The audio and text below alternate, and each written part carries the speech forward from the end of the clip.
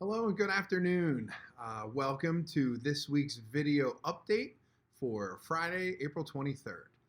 Sorry I did not do an update last week as we were wrapping up some last minute projects, so there really wasn't anything new to report as we were just trying to complete some projects and things that were, as I said, wrapping up at the end of last week. But I do have some very important updates for you today for the next few weeks, just kind of thinking about the fourth marking period. The first thing I'd really like to say, and I know most of you have, as I said, had a difficult year being parents and guardians, trying to help your student do the best that they can to navigate virtual learning and the hybrid schedule. But it would be great if you could just try and stay on them a little bit. Check and see what they're working on. Make sure that they're working on something. But there's some pretty easy ways that you can do that, and I know some. People have reached out to me saying, how can I see their grades? How can I see what they're supposed to be working on? So I will put in the bottom of this video, on this YouTube video, on the bottom, there's the comment section.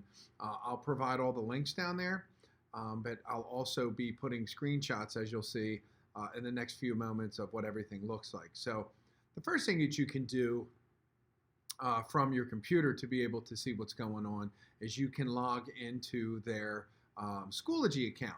Now, you would have to ask the student for their login and their password. If they don't have it or you can't get it, I will be happy to provide it with you. Provide it to you. So you can log in, you click in on the grade section on the left-hand side, and you'll scroll down, and you can see a list of what's been done and what hasn't. So there'll be grades, a 90, an 80, a 70, and anywhere that there's a dash means the project has not yet been completed. So those are some easy things you can do to see what work they have done and what they still need to complete. And then you can actually click on that project and see what the project's all about and all the information provided. That would actually take you to our classroom website. So Schoology just presents the material, where to upload it, and some basic instructions. But for the in-depth tutorials and lectures and things like that, you would actually go to our Video Sound Music website. So there you can find the lectures, the project, the specific instructions that need to be done, as well as, like I said, the tutorials and any informational graphics, downloads, PDF files, you name it, we got it. So you can go on that and check it too. The third thing that you can check in on is their PowerSchool grades. Now, you can actually get a PowerSchool account. The students are the ones that actually have them, so you can just ask them for their information once again. They don't actually have a separate parent account, but you would just log in with their information. If you need any help, we have an amazing IT support team here, and you can actually go to the fourth thing, which is our school-wide website, the cmths.org website. And then we have this virtual learning hub. Has links to all of the sending schools. It has links to how to get to Schoology, how to get to PowerSchool, and how to access all of that information. So there's some really good tutorials.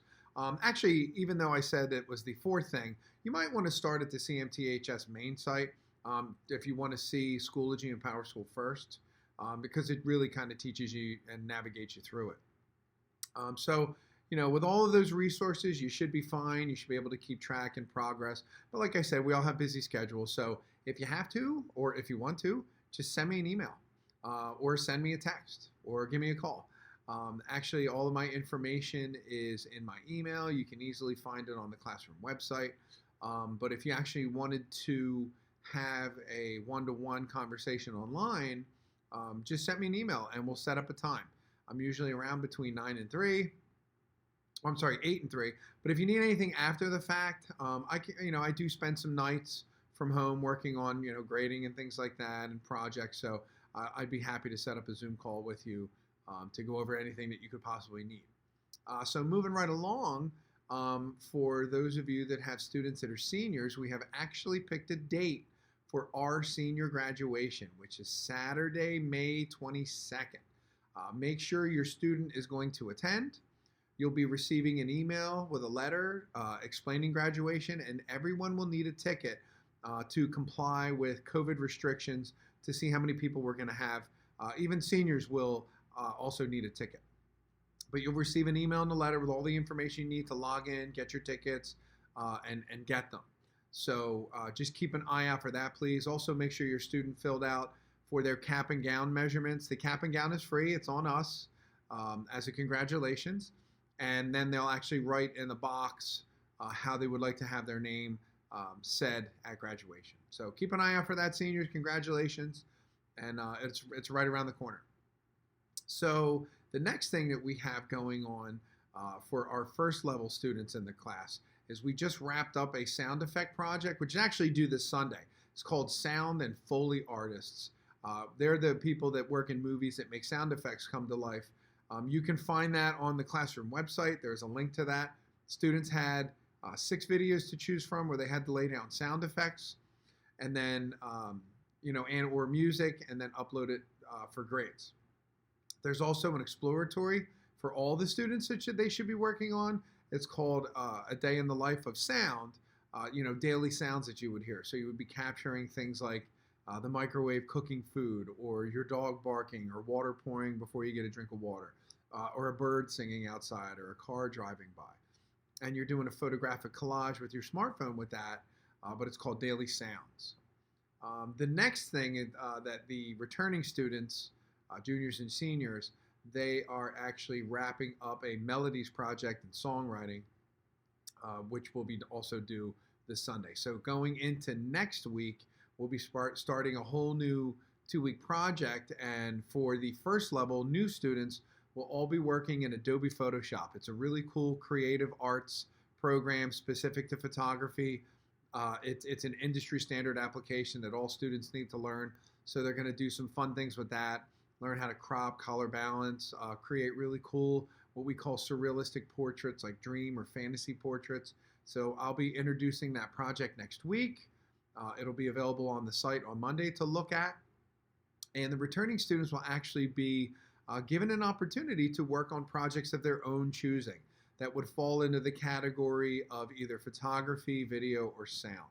They have to write a proposal, what they're going to work on, how long it's going to take, what the imaginary budget would be like, what assets or resources do they need to make it, and they will be reaching out to Mr. Folk to actually have an interview, because they have to write a proposal, and Mr. Folk will sit there and go over it and approve it, and we'll monitor that progress. So a lot of stuff going on. But as I said, things are quickly coming to an end. So if you have any questions at all, please let me know. We're always available, or Mr. Folk. Just keep an eye on what they're doing. If you need any help getting into PowerSchool or Schoology or the classroom website, please do not hesitate to reach out to me. I am always here. Once again, thank you so much for your continued patience and support. It is greatly appreciated. So thank you very much for that, and I hope you have a great weekend. Take care.